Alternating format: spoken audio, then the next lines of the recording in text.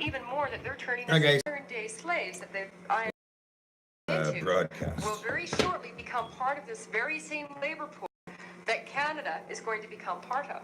The free trade area of the Americas, those 34 countries that are involving Guatemala, Nicaragua, Honduras, El Salvador. So, who is behind this? Well, of course, big business. And that's what you'll hear many opposition groups in Canada, such as Council of Canadians or Citizens Concerned About Free Trade or the Canadian National Party, are opposed to what's called corporate rule. And they suggest that the business leaders have gained so much power that they now control our trade agreements, that they now control our financial areas. And I intend to prove them right. First of all, we had Minister Roy McLaren, who was our Minister for International Trade. He's the chap that signed Canada into NAFTA. Well, he was a member of this Trilateral Commission at the time. The Trilateral, of course, was set up in 1973. Its main mandate was to create a private world government under United Nations that would be controlled by transnational corporations. And they've almost succeeded. They wanted 3 world trading zones: European Union, Asian Pacific, and the Americas. So it's only the Americas left that has to come together to create the 3rd zone for them. In order to do so, the Trilats needed to put their people into power, into positions that they were going to be able to continue the transnational agenda. So Roy McLaren, as I said, signed us into NAFTA. In 95, it was the very same Roy McLaren who signed us into the World Trade Organization through Bill C-57. After that time, he's now become our Canadian High Commissioner to London. But they needed another person to do so, to continue on their work. And this is what I'm going to show you. This goes back to 97 under MAI. It's very interesting stuff. She's just getting some papers and coming back to her podium there. This is Canada and the MAI in 1997. In order for the Canadian government to proceed with these trade negotiations, there was so much opposition from Canadian people that they decided to hold cross-country hearings. And these cross-country hearings established a report of the Subcommittee on International Trade, Trade Disputes and Investment.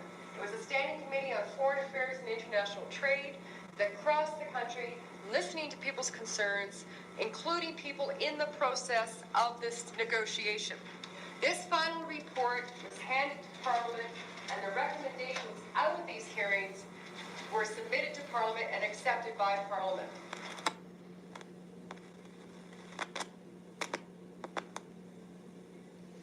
Well, basically what's going on, guys, is this is a report on the activities of our government.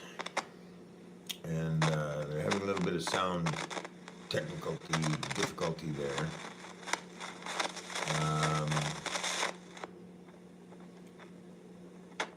No, they're still off air. So I'm going to get a hold of this woman. This is some interesting stuff.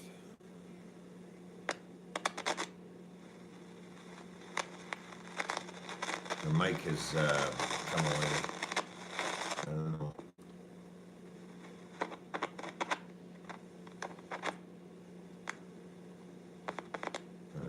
She's... But,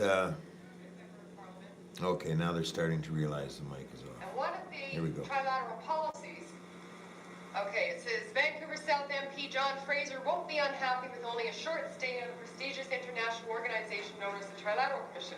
Picked last week from the select group of 200 leaders from the Western world, Fraser would have to leave the Trilateral Commission if the Conservative Party wins the next federal election and he gets a cabinet post. The international body, a private group that's been accused by left-wing critics as a one-world shadow government looking after the interest of big business, has a policy that members elected to government must go on the inactive list.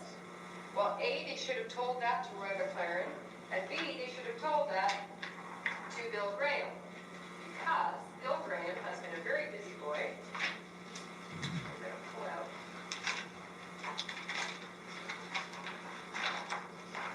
Got all my stuff from last night.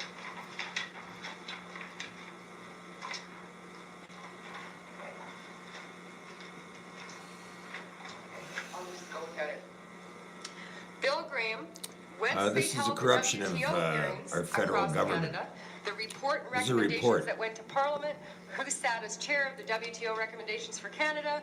Mr. Bill Graham, Liberal MP and Trilateral Commission. We are upcoming the Free Trade Area of the I'll go Americas into more Agreement in a towards a hemispheric agreement in the Canadian interest. This is happening this April. Who is chairing this report? Mr. Bill Graham. This is no longer a conflict of interest. This man is committing treason against the Parliament of Canada and against the Canadian people, actually, because you cannot be a transnational trilateral member whose very own policy says you have to go on the inactive list when you're sitting as a member and when you're in such a position of power. This man has sat as the head chair negotiator for Canada in the MAI, WTO, and now the Free Trade Area of the Americas. You cannot be a member of an organization that supports the destruction of the sovereignty of your country and be representing that country at the very same time. That is more than a conflict of interest. We sent this to the RCMP. We were informed by the RCMP that they no longer investigate political issues. Thank you, Brian Mulroney, because our highest RCMP commissioner has been politicized. We sent it to CBC, our mainstream media. Sad to say, here, I can catch it.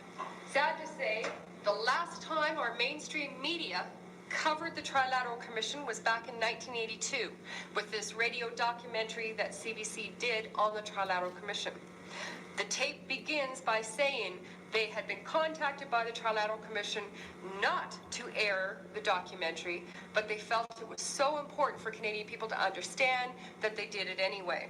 And they allowed the opportunity for 2 Canadian Trilateral members to have their say at the end of the documentary. Those 2 members were Gordon Fairweather and Mitchell Sharp. Mitchell Sharp was the Finance Minister and Foreign Affairs Minister under Pierre Trudeau. Even though Mitchell Sharp is in his 70s today, he is the personal advisor to our Prime Minister Jean Chrétien in Ottawa. That's right. See how corrupt these fuckers are? I have the most recent Trilateral Commission list directly from them. Anyone can get it. You just call Trilateral in New York City and they're most happy to send you their list and task force report and meeting books. Conrad Black, who is the CEO of Hollinger Corporation. Well, Conrad Black now controls over 54% of the Canadian newsprint across Canada. He's in But jail. he's also got holdings in radio, in I think he was in jail. He's real estate, in many different areas. So, Alan Gottlieb is the North American Deputy Chairman. Well, Alan Gottlieb was also our U.S. ambassador at one time, the Canadian ambassador to the United States. Andre Desmarais, who is now the CEO, Chief Executive Officer of Power Corporation out of Montreal, is also our Prime Minister's son-in-law. He married Jean Chrétien's daughter, so at least they keep it in the family. Peter Doble is the founding director of the Parliamentary Centre in Ottawa. Wendy Dobson is the Associate Deputy Minister of Finance for the G7 countries. Yves Fortier is the permanent Canadian representative to the United Nations for Canada. But Yves Fortier was very involved with John Fraser, fellow Trilat member, on the Pacific Coast Salmon Treaty negotiations with the U.S., where we lost our rights to our salmon.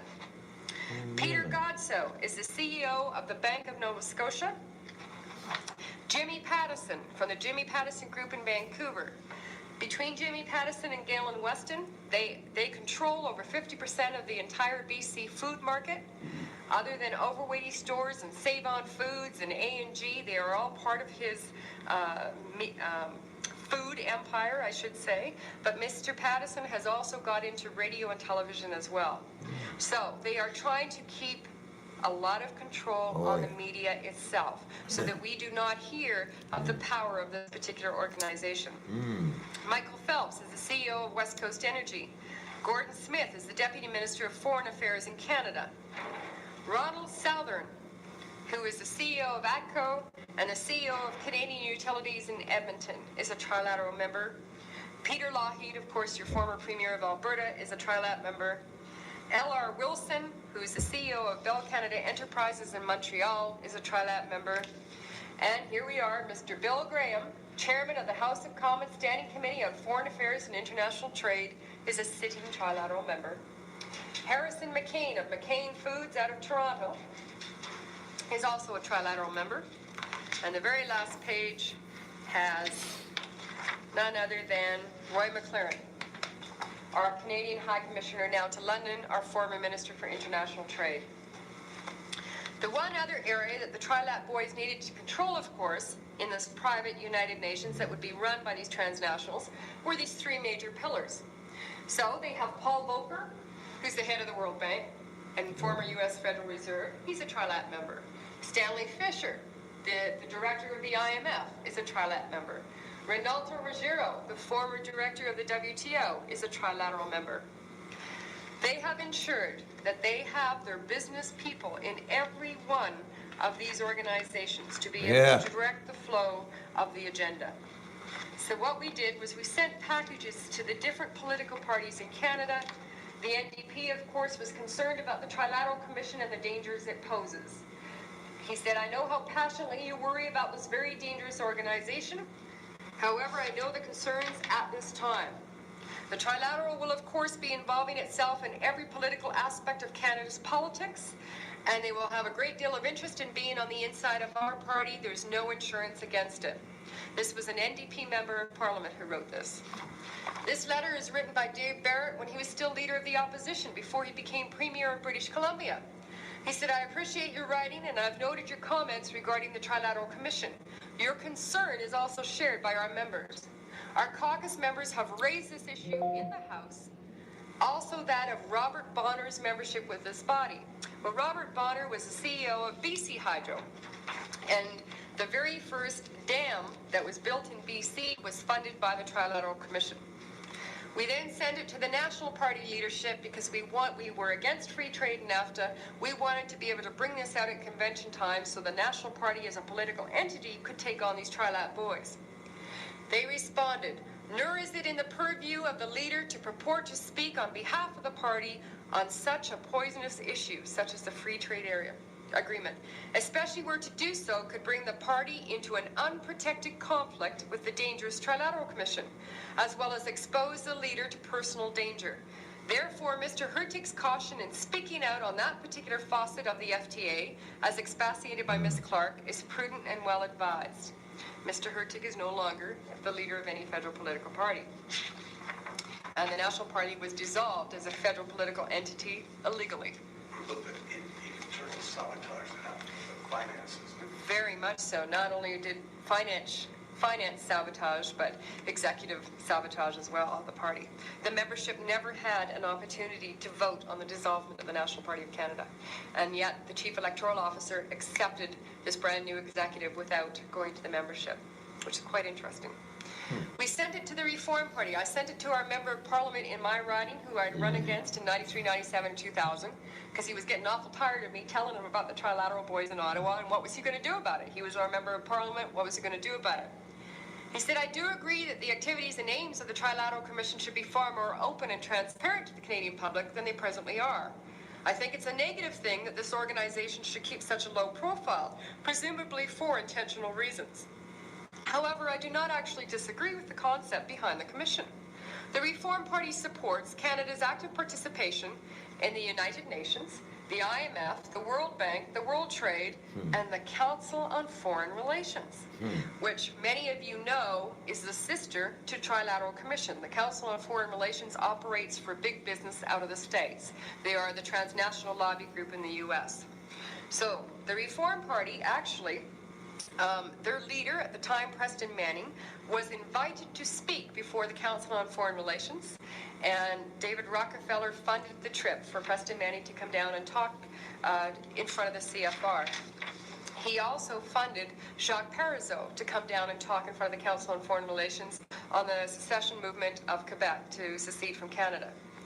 We then sent a letter to Lloyd Axworthy, and Lloyd Axworthy responds in March of '94. This is 2 months after NAFTA is signed. And this is Lloyd Axworthy's letter. He says, in response to your final question, I wish to inform you that I sit on the Trilateral Commission for the NAFTA, only where labor issues are involved. The case is the same for Honorable Sheila Copps where the environmental issues are concerned, But in all other instances, the Honorable Roy McLaren, Minister for International Trade, sits on the commission. So he sat on the commission before he signed us into NAFTA. He sat on the commission after he signed us into NAFTA. He was a city member while he signed us into NAFTA. Oh my God. I then sent the package to Paul Hellyer to find out where this Christ. was and where he stood about it as well. Thank you very much for the letter and the file you've enclosed. Whether it is called conspiracy or just greedy self-interest doesn't matter very much in the long run. What the powerful people of the Western world are doing with their unrestricted capital flows and strategic adjustment programs is creating misery and a loss of hope for tens of millions of people everywhere. And this has to be exposed and fought by the vast majority who are now being treated as modern-day slaves. Perhaps we should get Patrick Martin to do another CBC special on the Trilateral Commission to help people establish the connection between many of the people they've looked up to and the misery that's now being created on a worldwide scale. Well, we sent the entire Trilat package to CBC and not a word from them, sadly. So Again, just in closing, on the trilateral end of things, there is another article that has all the members. Now, these members were not just within the last 6 months. These members have taken their particular positions within the last number of years. For our banks, the trilateral members, in order to run any company, you have your CEO or president, you have your board of directors, and you have your shareholders. And of course, the board of directors are the people that are actually the shakers and movers. Your CEO is the head honcho, and your shareholders want that profit to come in. That's why they invested in you in the first place. So the trilateral members put themselves as board of directors of our 5 major banks. Conrad Black sits as director of CIBC. He's not just CEO of Hollander, he sits as director of CIBC. But he also sits as director of our insurance company of Confederation Life. Trevor Eaton sits as director of Royal Trustco. Trevor Eaton was the CEO of Brascan. Trevor Eaton is also a director of London Life Insurance. Roy McLaren sits as director of London Life. Ronald Southern sits as director of Royal Insurance. Arnie Nielsen, director of Aetna Life. David Henniger, director of Crombie Insurance. E. Fortier, director of Manufacturers Life. Marshall Cohen, American Insurance Group. Claude Castonguay, director of Laurentian General. The banks that have trilateral members are the National Bank of Canada, the Deputy Governor Bank of Canada, Royal Bank, Royal Trustco, CIBC, Laurentian Trust, Toronto Dominion, Marshall Cohen, Arnie Nielsen, Jimmy Pattison are all directors of Toronto Dominion Bank. Louise DeRogier, Donald Harvey are directors of the Bank of Montreal. Alan Gottlieb sits as the advisory board to the Bank of Montreal. Michael Kirby sits as the Senate Banking Committee chair. And Peter Godsoe is the chairman and CEO of the Bank of Nova Scotia. So our 5 major banks have Trilat, which is private transnational lobby people, on our banks and on our major insurance companies. The final area, besides the parliamentary and the trade agreements that they needed to promote, was the resource companies in Canada. Jacques Bouger, David Culver were both presidents of Alcan. David Culver first, now Jacques Bouger. Jacques Bouger has enough power that the Liberal government was going to enact new environmental standards to deal with emissions coming from the aluminum smelting plants in Canada. The Liberal government was going to pass legislation to do so. Our Prime Minister received a letter, private letter from Jacques Bouger, the head of Alcan, who stated very clearly that he would remove the 17 aluminum smelters in Canada if the Liberal government was to proceed with this legislation. The Liberal government immediately backed off this legislation. So there is no new environmental legislation to deal with the aluminum smelting emissions. Alan Gottlieb sits as director of Alcan Aluminum. Hudson's Bay Oil and Gas, which I now know is a new company, at the time Claude Masson and J.R. Murray, both vice chairmen of it, were trilateral members. The president of Union Gas Limited, Darcy McCow. Michael Phelps, president of West Coast Energy. Ronald Southern, of course, chairman, CEO of ATCO in Calgary and Canadian Utilities in Edmonton. L.R. Wilson, head of the Bell Canada Enterprises, which is your telecommunications conglomerate. Arnie Nielsen, president of Canadian Superior Oil, Saskatchewan Pipeline, Mobile Oil, Rainbow Pipeline, and Petrogas Processing. George Kreber, President of Consumer Gas and Rainbow Oil. Donald S. McDonald, Director of Shell Oil. Maurice Strong, who is actually the next in line to Kofi Annan, the head of the United Nations. Maurice Strong now acts as special advisor to the Secretary General of the United Nations, and he very much wants to be the kingpin in some future day. Maurice Strong at the time was former chairman of Ontario Hydro, sitting trilateral member. Robert Bonner, former chairman of BC Hydro. Donald Harvey, deputy chairman of Petro-Canada and Penarctic Oils. Trevor Eden, chairman of Brascan, and Andre and Paul Desmarais, CEOs of Power Corporation of Montreal. So now we want to find out and understand why all of a sudden our resource costs are going sky high. This should explain it. You see, not too long ago, for example, BC Gas was a publicly owned utility. Publicly owned utilities are not under NAFTA rules. They don't go under NAFTA rules until they become privatized. So they sold off BC Gas to a private company. And the moment they did that, it fell under NAFTA rules. NAFTA rules means that you make your profit based on the demand for your product. And BC Gas went on the stock market, and then the demand for their product went sky high, therefore the prices have gone sky high. Under NAFTA as well, because we have already been flowing our gas resources down to the States, we can no longer stop them. We cannot limit the amount of gas. Even in the time of domestic shortage for Canada, we have to continue those gas flows going. And that is what's happened. This is why BCers this winter are looking at between 100 to 300% increase in their gas prices. That's what they're paying. So they're also looking at maybe getting a subsidy, $100 or $150 or something, to try and help them get over the extra high cost. But many BCers are becoming more and more poor, especially the elderly who are on fixed incomes and are now having to pay double, sometimes triple the amount for their gas prices. So all in all, the transnational control has moved itself into our banking, our insurance, our resources, our finance, and our parliament. So what could we possibly do about it? Well, there's a lot we can do about it. This free trade area of the Americas that they want to sign us into in April, we don't have a chance to change government until the next federal election. And the next federal election is 45 years now away. This agreement will be implemented before then. So as a political party strategy, there's not too much we can do on that angle. However, part of the report that was submitted and accepted by Parliament on this FTAA clearly states that it is now becoming more transparent to the Canadian public than ever before, and it intends to include the Canadian public in its consultation process. So what we have started across Canada is different letters, which are available for people if they wish to take it. I've even provided blank envelopes. You can sign them and send them on to Ottawa if you wish. It's still postage free to send your mail to Ottawa. And what those letters state is two of the letters to our Minister for International Trade now, Pierre Pettigrew, as well as Jean Chrétien, state that the Canadians want the right to have a national referendum on this free trade area of the Americas, because Canadians should have a say in whether we want this agreement or not, which is going to put our very unions and very much of our service sector labor rights on the table for negotiation. But not only that, part of this acceptance in Canada of this agreement states that they have to hold cross-country hearings and include the Canadian public in his cross-country hearings.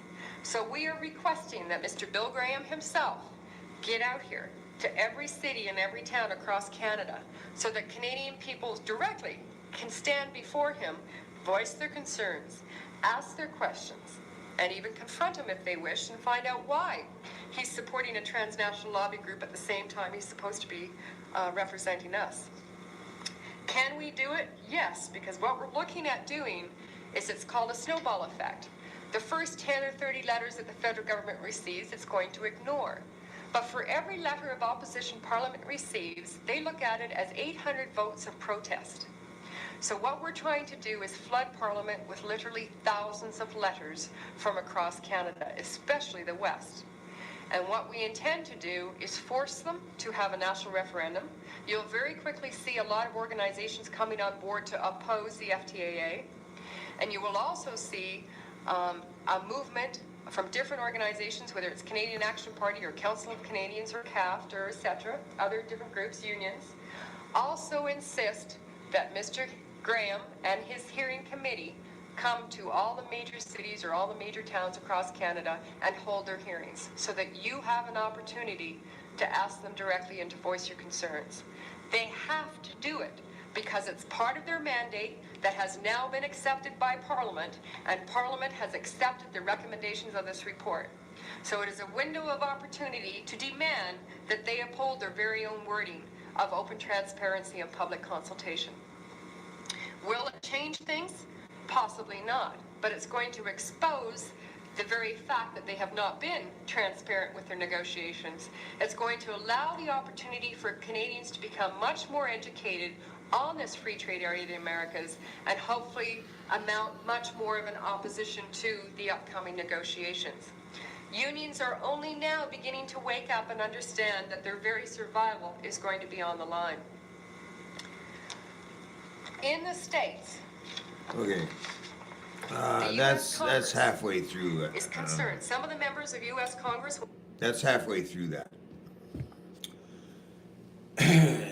Don't worry, it's going to be posted in the library, in my libraries there on the channel there. You'll get to hear the whole thing. And it's a lot of interesting stuff on there. And it basically explains how corrupt this fucking Canadian government is. Okay?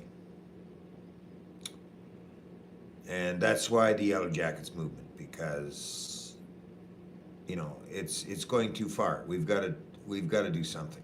You know, we've got to get out there and we've got to get an awareness out there about what's going on. And as you can tell, the news don't want you to know nothing, right?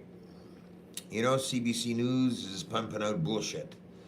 So it's up to us, Canadians. If you want to save your country, we got to get together and we have to make the difference, you know.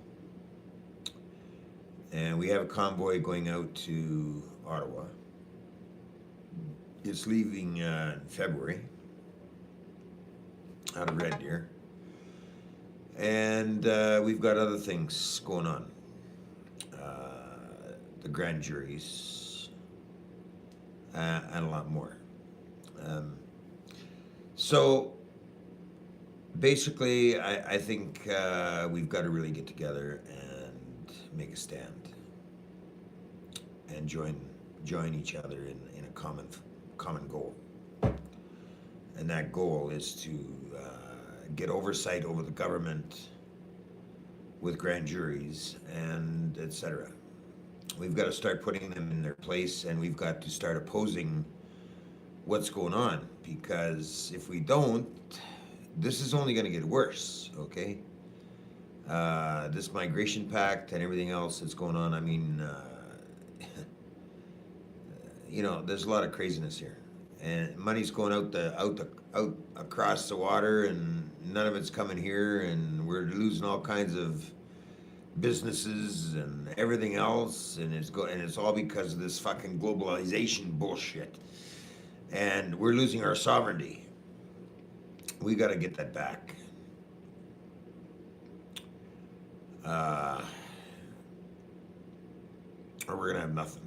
I mean, look at when they bought BC Oil and Gas, or you know, only for the profit of the thing. I mean, the ethics of it was okay. Well, if they did that, you know, obviously the price is gonna go up. So what does that do for Canadians? You know, this is the kind of stuff going on. We're losing all of our everything. I mean, look around. Okay, we got no more Greyhound. We got no more STC. I mean, there's so many things going on here, people, that, I mean, shit. It's not good. And the only way it's going to stop is if we get together and we stand united as one voice. So I thank you for coming and enjoying this little piece of news here. Just makes your day, doesn't it? And do subscribe to the channel if you're not there. And I've got a GoFundMe page on Facebook and a GoFundMe page. If you care to donate so we can stay in this cause, please do.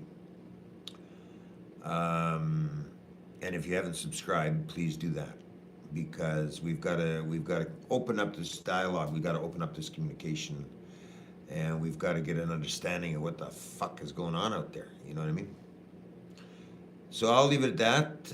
Anyone got any questions before I leave? By the way, I'm going to post this. I think it's already posted in my libraries. So do pick it up and have a good listen, because it's very interesting, and it really gives you the